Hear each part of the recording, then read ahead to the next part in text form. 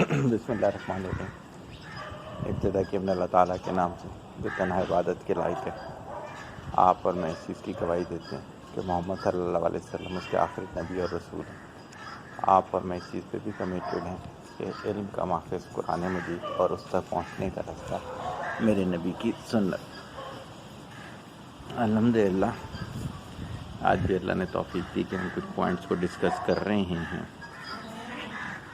تو پہلے لے لیتے ہیں پرانے لیکچرز کے کوئی پوائنٹ۔ تم اپنے دوستوں کا ایوریج ہوتے ہو، بالکل صحیح ہے۔ جو آپ کے بیسٹ فرینڈ ہوتے ہیں نا، جن کے ساتھ آپ زیادہ وقت گزارتے ہیں، وہ آپ بتا رہے ہوتے ہیں۔ جیسے میرے نبی صلی اللہ علیہ وسلم نے فرمایا تھا کہ انسان اپنے دوستوں کے ایمان پر ہوتا ہے، اس لیے کہ اگر آپ ان جیسے نہیں ہو تو آپ ان کے ساتھ بیٹھ ہی نہیں سکتے۔ کبھی بھی ایسے لڑکے جو کہ بے حیائی کی باتیں کرتی ہوں، یا ایسی لڑکیاں جو بے حیائی کی باتیں کرتی ہوں، جو حیادار ہوں گا، چاہے لڑکا اور لڑکی، وہ ان کے ساتھ بیٹھ ہی نہیں سکتا۔ یہ ہم یونیورسٹی کی بات ہے، کچھ بے حیا سے لڑکے تھے، فزیکل ریلیشنز رکھتے تھے آپس میں۔ تو ایک شریف تھا ہماری کلاس میں لڑکا تھا، وہ ایک دن میرے پاس آیا تو کافی اس کو پسینہ۔ میں نے کہا کیا ہوا؟ کہتے میرے پیچھے بیٹھے ہوئے یہ لوگ ایسے باتیں کر رہے تھے، حالانکہ اس کے ساتھ بھی نہیں تھے۔ تو اس کا یہ ہے کہ یہ ہو ہی نہیں سکتا کہ آپ کے دوست جو ہوں وہ یہ سارے الٹے سیدھے کام کرتے ہوں اور آپ بولو نہیں میں تو نہیں کرتا، میں تو صرف ان کے ساتھ بیٹھتا ہوں، میں تو ایسا کچھ نہیں۔ تو یہ ہے کہ ان کے اندر جو ہیبٹس ہوں گی اور کمی بیشی کے ساتھ وہ ہیبٹس آپ کے اندر بھی ہوں گی۔ ہاں، آپ نے وہ ماننا نہیں ہے کہ آپ کے اندر وہ ہیبٹس ہوں گی، تو یہ علیحدہ بات ہے۔ اسی طرح علم والوں کے ساتھ اگر رہیں گے، نہ چاہتے ہوئے بھی علم کی باتیں آنا شروع ہو جائیں گی، اور اگر آپ کے اندر علم کی باتیں نہ ہوں تو اس کا مطلب ہے آپ اپنی گیدرنگ کو چیک کریں۔ صحیح ہو گئی؟ تو بالکل یہ جملہ صحیح ہے کہ تم اپنے دوستوں کا ایوریج ہوتے ہو ہیبٹس کے لحاظ سے۔ جب کوئی محبت کرنے والا سمجھا رہا ہوتا ہے تو اسے تم سے زیادہ تکلیف ہوتی ہے۔ بالکل صحیح بات ہے کہ جب ماں یا باپ اپنے بچے کو ڈانٹ رہی ہوتی ہے، مار رہی ہوتی ہے، تو یقین کریں وہ زیادہ تکلیف میں ہوتی ہے کہ اس کا بچہ جو ہے وہ کیوں نہیں اچھا کام کر رہا، کیوں نہیں اپنی زندگی کے بارے میں سوچ رہا۔ اسی طرح کبھی اگر ہم کسی کو سمجھا رہے ہوتے ہیں تو آپ یقین کیجئے گا آدھا دن کبھی ہماری طبیعت خراب رہتی ہے اس کی وجہ سے کہ یار دیکھو اس نے اپنی زندگی تباہ کر لی، یار دیکھو وہ اپنی قبر کو تباہ کر رہا ہے۔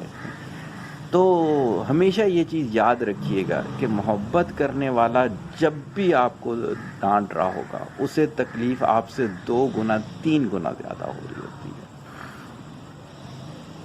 پھر ایک پوائنٹ لکھا ہوا تھا، بچے کو ہمیشہ دلیل سے سمجھائیں نہ کہ تکلیف دے کے۔ ہم اکثر بچوں کو جو سمجھا رہے ہوتے ہیں وہ مار پیٹ کے سمجھا رہے ہوتے ہیں۔ مار پیٹ سے بچہ سمجھ نہیں رہا ہوتا، وہ ہوتا یہ ہے کہ وہ اس وقت کمزور ہوتا ہے تو وہ مان جاتا ہے بات۔ جب وہ آپ کا ہاتھ روکنے کے قابل ہو جاتا ہے تو وہ آپ کو کہتا ہے ایکسکیوز می، تھوڑا سا فاصلے پر ہی رہیے گا۔ تو لہٰذا یہ ہے کہ اگر شروع سے آپ کوشش کریں کہ دلیل سے سمجھائیں، صحیح ہو گیا، دلیل سے اگر سمجھا دیں گے تو پوری زندگی وہ نہ صرف آپ کی باتیں مانے گا بلکہ آپ کی خدمت بھی کرے گا۔ بہت سارے پیرنٹس جو کہتے ہیں نا کہ ہمارے بچے ہماری خدمت نہیں کرتے، آپ یقین کریں اس میں 90% ایسے لوگ ہیں جنہوں نے بچپن میں اپنے بچوں کو مار پیٹ کے اچھی باتیں سمجھانے کی کوشش کی، چونکہ دلیل سے نہیں کی۔ اس وقت بچے نے کہا کہ صحیح ہے، اوکے، ابھی نہیں کرتے، ان فیوچر یہ کہ جب ہم اس قابل ہو جائیں گے کہ آپ کا ہاتھ روک سکتے ہیں تو ہم اس کو دیکھ لیں گے، کوئی ایسی بات نہیں۔ تو بچے کو ہمیشہ دلیل سے سمجھائیں۔ آ جاتے ہیں گولڈن بات کی طرف کہ میں نے کچھ عرصے سے بھی نوٹ کرنا شروع کیا، میرے پاس ایک صاحب آتے ہیں، ان کے فلٹر اتنے غلط بن گئے کہ آپ وہ فار ایگزامپل ایک چھوٹی سی مثال دیتا ہوں، وہ میرے سے کہتے ہیں کہ ایسا ہے کہ میں جو ہے نا اس جگہ ایک جگہ کا نام لے کے کہتے ہیں وہاں پلاٹ لے لیتا ہوں۔ میں نے کہا یار وہ نمبر 2 سوسائٹی ہے، تمہارے پاس ابھی اتنی انکم بھی نہیں ہے جو جمع پونجی ہے تم وہاں کر دو گے۔ اچھا سر آپ کو پتہ ہے کہ وہ نمبر 2 ہے؟ میں نے کہا ہاں پراپرٹی کا ہماری ایک پوری وہ ہے ڈپارٹمنٹ ہے، کرتا ہے یہ۔ تو ہمیں اس کے بارے میں بڑی غلط نیوز سے ہاں چلیں آپ صحیح کریں. اچھا سر میں وہاں پہ 80 جاٹ والا پلاٹ لوں یا 120 والا لوں؟ تھوڑی دیر کے لیے میں حیران ہو گیا. ابھی تو یہ کہہ رہا تھا کہ میری بات مان رہا ہے. میں نے کہا نہیں، نہ 180 والا کلیئر ہے نہ 120 والا، وہ اسکیم ہی غلط ہے. اچھا وہ اسکیم ہی غلط ہے اس میں. تو ایسا کرتا ہوں نا کہ 2 نہیں لیتا، وہ ہے کہ 1 لے لیتا ہوں. اب میں خاموش ہو گیا، کچھ بھی نہیں کہا میں نے. تو وہاں سے میں نے یہ اندازہ لگایا کہ ہم اپنے ساتھ اتنا جھوٹ بولتے ہیں کہ ہمارے فلٹر ہی غلط ہو جاتے ہیں. ہمیں ہر بات جو ہے نا وہ اپنی یعنی کہ دماغ کے فلٹر سے صحیح لگ رہی ہوتی ہے کہ وہ غلط ہوئی، یعنی کہ ہم مینٹور کی بات سمجھنے کے قابل ہی نہیں رہ جاتے، ہم کسی نصیحت کے قابل ہی نہیں رہ جاتے. قرآن حدیث پڑھ رہے ہوتے ہیں، اس میں واضح لکھا ہوا ہوتا ہے دھوکہ دینے والا کبھی کامیاب نہیں ہوگا، جھوٹ بولنے والا کبھی کامیاب نہیں ہوگا، بے حیا کبھی کامیاب نہیں ہوگا. کیا ہوتا ہے؟ ہاں بالکل صحیح ہے، ایسا ہی ہوتا ہے. اس کے بعد ہم نے فلم دیکھ رہے ہوں گے، اس کے بعد ٹیلی فون پہ ہم کوئی الٹی سیدھی حرکت کر رہے ہوں گے، ہم یوٹیوب پہ کوئی حرکت کر رہے ہوں گے.